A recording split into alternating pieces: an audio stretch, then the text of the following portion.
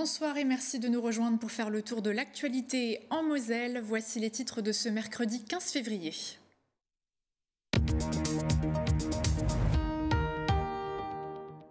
L'actualité, c'est d'abord cette 4e place pour Montigny-lès-Metz dans le palmarès du Parisien des meilleures villes de plus de 20 000 habitants où vivre avec des enfants. Mais pour quelles raisons? Les détails dans cette édition. Nous mettrons également les mains dans la terre à la rencontre de Benoît Quenel, betteravier. Avec l'arrêt de certains pesticides, cet exploitant va devoir trouver d'autres solutions pour éviter un manque de rendement. Et puis on jouera de la raquette avec Metz TT. C'est le grand soir pour les pongistes messines qui affrontent les Autrichiennes de Linz en demi-finale allée de la Ligue des Champions. On retrouvera Arnaud Demerlet depuis le complexe Saint-Symphorien. La météo de jeudi sera relativement nuageuse du matin au soir avec toutefois quelques petites percées du soleil. Le thermomètre affichera -1 à 1 degré au réveil et jusqu'à 11 degrés au plus haut. Et puis on en parlait dans l'édition d'hier soir, le tournoi de tennis féminin Waves Open 57 qui existe depuis 2010 n'aura pas lieu cette année, en cause le manque de bénévoles. Alexandre Buchet, bonsoir. Bonsoir Rémi. Vous êtes le président de l'association Elevens qui organise l'événement. On va revenir sur cette décision dans un instant, mais avant on développe le reste de l'actualité.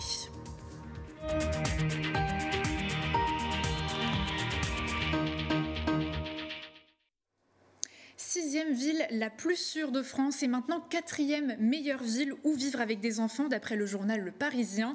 Comment Montigny-lès-Metz s'est démarqué parmi les 443 autres villes? De leur côté, le maire de la commune et les habitants accueillent cette nouvelle avec le sourire. Aymeric Guillaume s'est baladé dans la commune pour tout comprendre. À Montigny-lès-Metz, ce ne sont pas les moyens d'occuper les enfants qui manquent. Des plus petits aux plus grands, il y en a pour tous les âges et pour tous les goûts.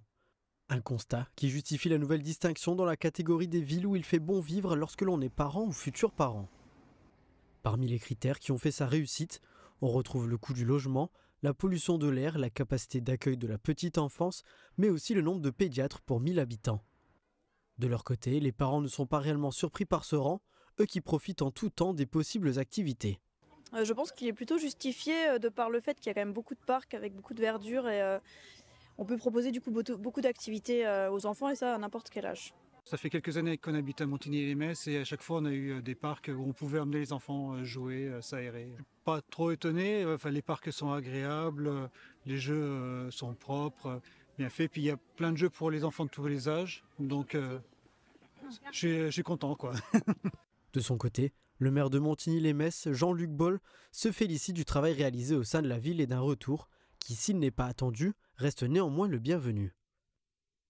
En effet, oui, c'est plutôt une bonne nouvelle. Voilà, je crois que nous avons, avec mes collègues, appris cette nouvelle avec beaucoup de plaisir. Et c'est vrai qu'on a toujours voulu faire de Montigny une ville à haute qualité de vie. Mais là, en l'occurrence, les classements dans les journaux comme Le Parisien ou autres, on n'a pas été le chercher spécialement, mais encore une fois, c'est toujours une grande satisfaction pour nous. Sport, animaux ou encore culture, l'agenda des événements est fourni comme à la bibliothèque municipale où les activités ne manquent pas et sont validées par les parents. Oui, on a beaucoup de retours positifs. On a un public familial très fidèle du coup. Et oui, on a énormément de retours positifs. Ils en redemandent à chaque fois. Voilà, on a souvent des listes d'attente dans chacune de nos animations. Avec l'acquisition de ces différents critères, Montigny tient une place particulière avec la note de 13,58 sur 20. De quoi représenter de fort belle manière le Grand Est. Les citoyens seront dans la rue ce jeudi 16 février pour la 5e journée de mobilisation contre la réforme des retraites.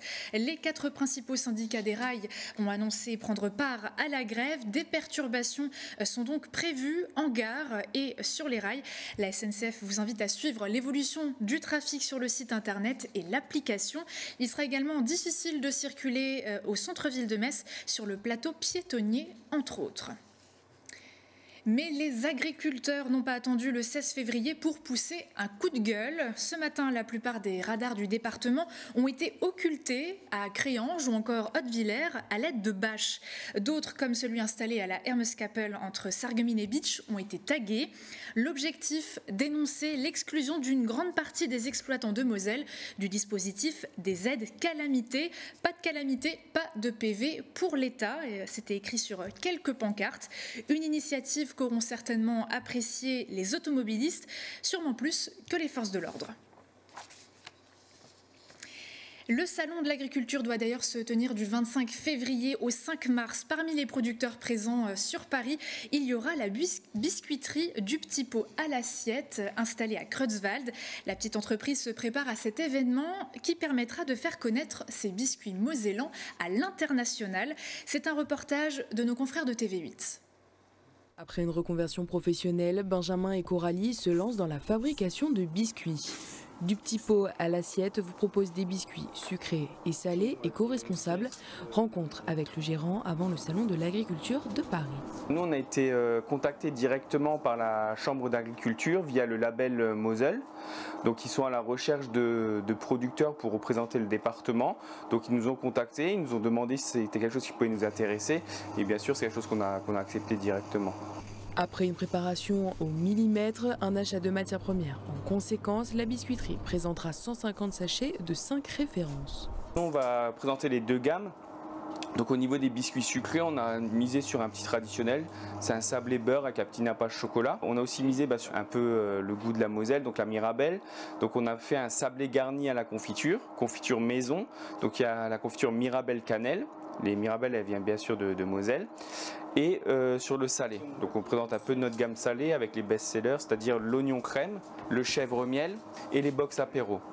Une vitrine pour ces artisans qui va leur permettre d'atteindre plusieurs objectifs pour continuer de développer leur entreprise. De la visibilité parce que voilà, c'est un salon international, donc on va pouvoir toucher énormément de monde, faire connaître les biscuits et le département à beaucoup de personnes, aussi faire goûter les biscuits, les vendre non seulement à des particuliers, pourquoi pas avoir des touches avec des professionnels, des revendeurs pour continuer à développer la biscuiterie. Si vous aussi vous souhaitez goûter ces biscuits, rendez-vous sur leur site internet dupetitpotalassiette.com. Après la gourmandise, place à la rubrique environnement. On va parler culture de betterave et qualité de l'air.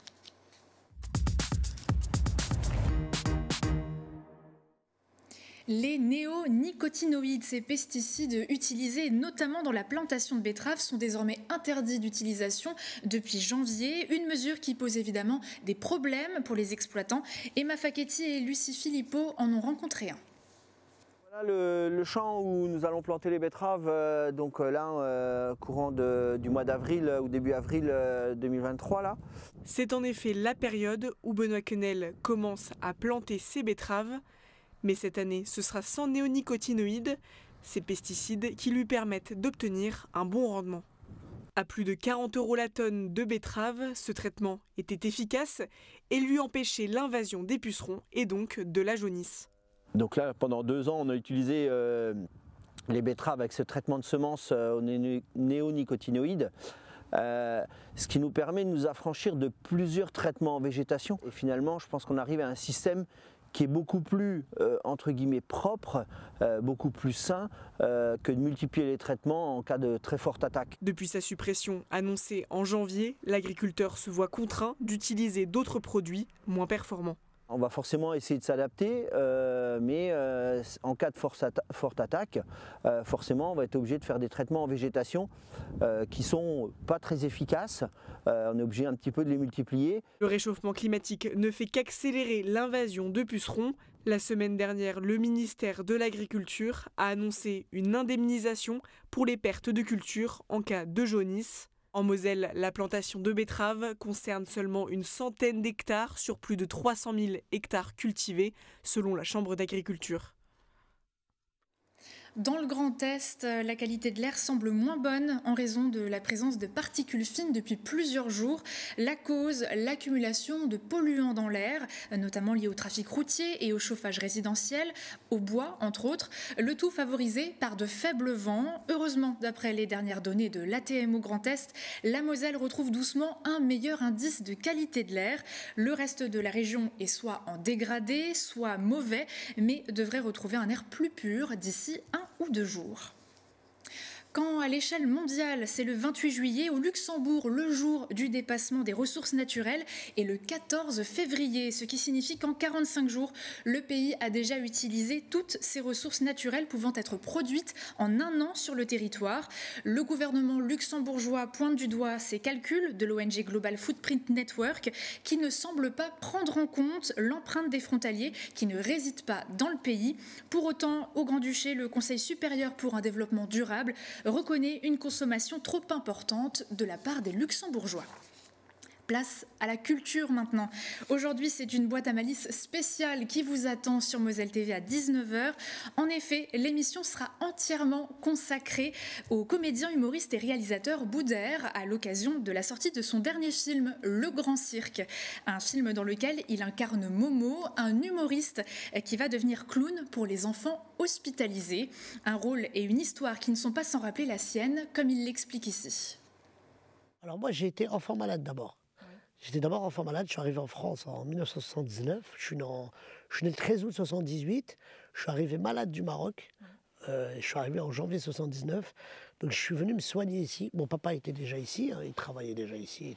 Et j'ai atterri à l'hôpital Necker, l'hôpital des enfants malades à Paris, et je suis resté pendant 7 ans dans cet hôpital-là, à répétition d'hospitalisation. Aujourd'hui, j'en parle avec beaucoup de légèreté, beaucoup librement. Avant, j'avais du mal à le dire. De dire que voilà, pourquoi? Parce que je voulais pas qu'on me regarde avec des yeux de pitié. Je voulais qu'on me regarde comme un enfant, pas comme un enfant malade. Et c'est ce que j'ai découvert bien plus tard quand je suis devenu comédien et que j'allais voir, moi, justement, mes copains dans les hôpitaux, les petits enfants, en leur rendant visite. J'ai remarqué ce truc-là que j'avais quand j'étais petit, qu'ils veulent pas qu'on les regarde comme des enfants malades, mais ils veulent qu'on les regarde comme des enfants. Et ils veulent qu'on les divertisse. Et les meilleures personnes qui divertissaient à l'époque, des gens comme moi, j'étais à l'hôpital, c'était les clowns. Oui. Et je me suis dit que si un jour j'allais faire un film, ce serait un film hommage à ces artistes-là qui devraient être, eux, des stars, parce qu'ils donnent de leur temps, ils le font bénévolement. Je voulais aussi rendre hommage au personnel hospitalier, les infirmières, qui m'ont sauvé, qui sauvent la vie de plein de Français, de plein de gens, les docteurs et tout ça. Donc j'ai voulu parler un peu de tout ça dans ce film-là. Qu'est-ce qui vous amène ici? Je suis venu voir un membre de ma famille. Michel, président de l'association des clowns bénévoles. Ça vous dirait de faire pareil? Quoi? Clown. Oh non, moi j'y connais rien à ce truc. Boudère qui a par ailleurs co-réalisé Le Grand Cirque avec Gaël Falzerana, que vous retrouverez également dans la boîte à malice ce soir à 19h et sur notre site internet. En sport, c'est l'événement de ce 15 février. Metz-TT dispute les demi-finales de la Ligue des Champions face aux Autrichiennes de Linz au complexe Saint-Symphorien. On y retrouve justement Arnaud Demerlet à quelques minutes du match. Effectivement, Uranie, la pression monte de plus en plus ici au complexe Saint-Symphorien. Les joueuses sont à l'échauffement derrière moi. En tout cas, Metz-TT croit en son destin européen. Metz-TT qui est pour la 3e année de suite en demi-finale de cette Ligue des Champions. En 2021 et 2022, il avait été sorti par Berlin. Et justement, les Messines ont éliminé les Allemandes en quart de finale et affrontent donc ce soir les Autrichiennes de Linz, tombeuses elles au tour précédent des Vosgiennes d'Étival. Les Messines ont-elles un bon coup à jouer pour cette demi-finale aller? Et bien justement, je suis à côté de l'entraîneur emblématique de cette équipe messine, Loïc Belguise. Bonsoir Loïc. Bonsoir. Justement, quand on arrive après une qualification au détriment de Berlin, quintuple champion d'Europe, on arrive forcément avec le plein de confiance avant cette confrontation face à Linz. Oui, effectivement, on a d'abord un peu savouré notre exploit et puis on s'est vite remis au travail et puis on s'est vite reconcentré pour aborder et préparer ce match contre Linz qui sera effectivement une grosse affiche également. On va essayer de faire le maximum. Premier match à domicile, on sait qu'il va être important pour nous pour la suite de la compétition avec le retour dimanche chez eux. Tu connais très bien cette équipe de Linz, Metz TT, elle a souvent affronté par le passé. À quoi ça va se jouer finalement? Quelles sont les failles de cette équipe emmenée, faut-il le rappeler, par la numéro 1 européenne, Polka Nova? Pas beaucoup de failles, hein, comme vous dites, la numéro 1 européenne, championne d'Europe en titre en 2022, une Thaïlandaise top 30 mondiale et qui joue un peu mieux, je pense. Voilà. Il va falloir créer une surprise sur un des 2 premiers matchs pour essayer de les mettre sous pression. Et puis être opportuniste, comme sur Berlin. C'est ce qu'on avait réussi à faire au match retour. À l'aller, on avait fait un gros match, mais on a manqué un petit peu d'opportunisme pour saisir notre chance. Il faudra saisir les chances qu'on aura devant nous ce soir, si on en a. Par rapport à Berlin, c'est vrai que cette fois-ci, le match aller est à domicile. Est-ce que ça change quelque chose? L'avenir nous le dira. Maintenant, c'est vrai que c'est toujours mieux de jouer pour nous le match retour. Mais comme ils sont favoris par rapport à nous, c'est eux qui reçoivent le match retour. Donc on va jouer le match aller, on va essayer de le remporter. Et puis on verra si c'était bien de jouer le match aller à domicile ou le retour. Merci beaucoup Loïc et bon courage pour ce soir. En tout cas, vous l'aurez compris, Urani, on y croit dur comme fer du côté de Metz TT pour franchir enfin cet écueil des demi-finales et s'entrouvrir peut-être dès ce soir les portes de la finale de cette Ligue des Champions. Merci beaucoup à vous deux et bon match pour ce soir. De son côté, Metz Handball est sur tous les fronts. Il compte bien conserver son titre en Coupe de France. Après Nantes en quart de finale, l'équipe de Manu Mayonade n'a pas été gâtée lors du tirage au sort des demi-finales qui s'est déroulé aujourd'hui. Les Dragons devront se déplacer dans le Finistère pour y affronter leur meilleure ennemie brestoise. La rencontre se déroulera le 1er avril, 3 jours après une autre confrontation, cette fois-ci aux Arènes de Metz, pour le compte du championnat. En Coupe de France toujours, mais en volley féminin, l'aventure s'arrête en quart de finale pour le Terville-Florange Olympique Club. L'équipe de Romain Pitou s'est inclinée 3-7 à 1 face à Nantes, le leader du championnat. Après un bras de fer haletant dans les 2 premiers sets, les partenaires de Mariam Sidibé ont totalement craqué. Elles vont pouvoir se consacrer désormais à la course au play-off. 5e au classement, elles se rendent dimanche prochain à Béziers, 3e au classement. Et on va garder cet esprit sportif, si vous le voulez bien, pour la suite. Le Waves Open 57, tournoi de tennis féminin, n'aura pas lieu cette année. On va en parler avec notre invité du jour.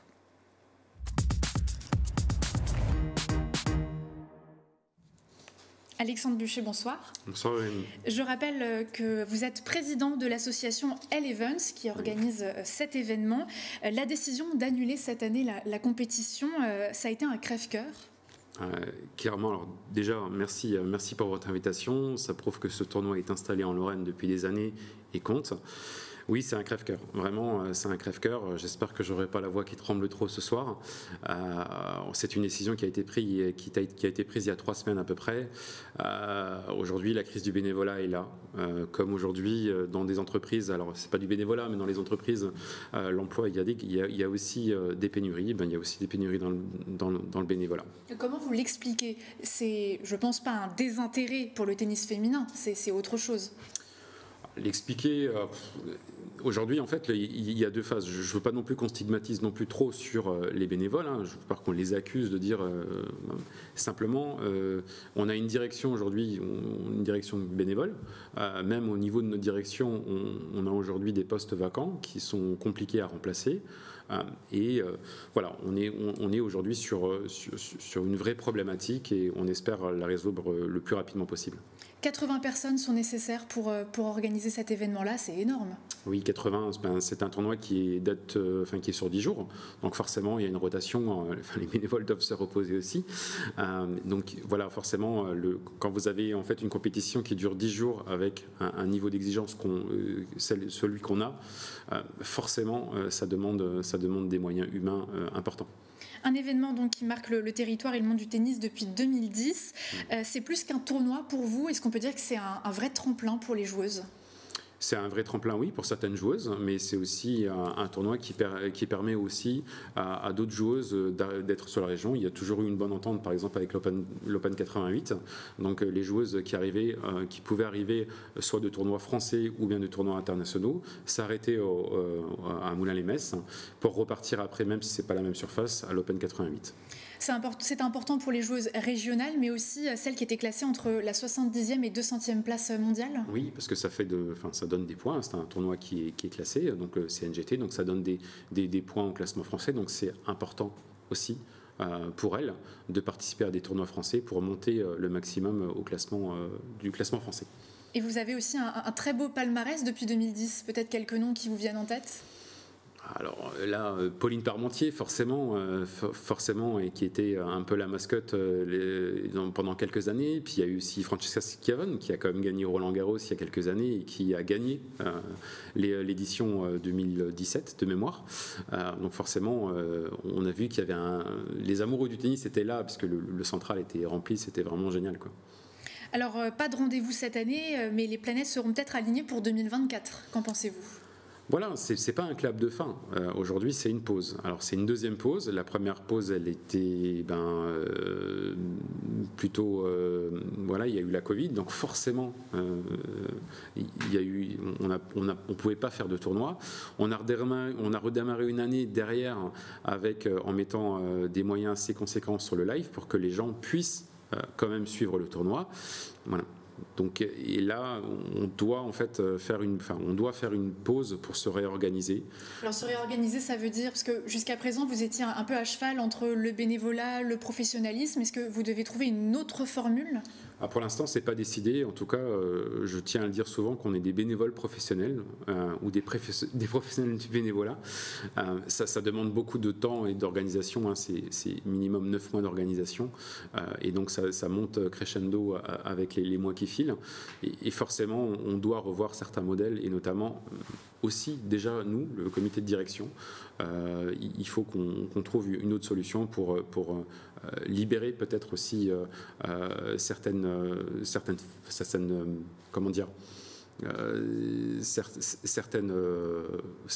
postes plutôt qui nous permettront aussi d'avancer. Et vous ferez en sorte de le laisser donc à Moulins ? En tout cas, c'est l'objectif. C'est l'objectif. Aujourd'hui, on ne dit pas que ce ne sera plus à Moulins. Aujourd'hui, on fait une pause. Alors, après, on peut penser ce qu'on veut aujourd'hui. Aujourd'hui, il n'est pas aujourd'hui à l'ordre du jour de dire que le Waves Open ne sera pas en fait à Moulins en 2024. Merci beaucoup Alexandre Buchet d'avoir partagé notre plateau. Et pour finir, notre image du jour met en lumière le lanceur d'alerte Raphaël Allais. Le Messin avait divulgué des documents pour lutter contre les paradis fiscaux, entraînant ensuite la médiatisation du scandale LuxLeaks. Après 11 ans de combat, la Cour européenne des droits de l'homme a condamné le Luxembourg à verser au lanceur d'alerte 15 000 € au titre du préjudice moral et 40 000 € pour les frais de justice. La Cour a reconnu la bonne foi de Raphaël Allais, mais aussi l'intérêt public derrière son geste. Le Messin espère que c'est un pas de plus pour continuer ce combat, mais aussi aider les autres lanceurs d'alerte. C'est tout pour l'actualité du jour. Pour ne rien rater de l'actualité en Moselle, direction nos réseaux sociaux et notre site internet. Dans un instant, Jean Milon s'entretient avec Lorraine Weisman, dirigeante de 200 Group. À 19h, ouvrez une nouvelle boîte à malice avec Boudère. Et à 19h25, vivez la rencontre Metz TT Linz. Demain, l'édition vous sera présentée par Jean Milon. Très belle soirée.